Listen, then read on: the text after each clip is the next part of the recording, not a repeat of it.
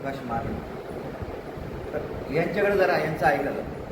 प्रकाश Mane sir याच्या आधी पण घेतलंय, बोललोय काय फोनवर वगैरे, फेसबुक, व्हॉट्सअप वगैरे काहीच नाही.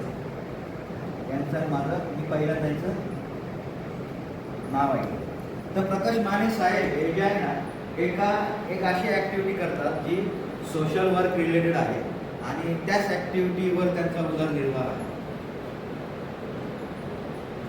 प्रकाश माने साहेबांचं डिसिजन जे आहे ना, म्हणजे ज्यावेळेस एखादी गोष्ट ग्रुपमध्ये करतात त्यावेळेस डिसिजन घेताना त्यांचा निर्णय जो आहे तो खूप फास्ट असतो.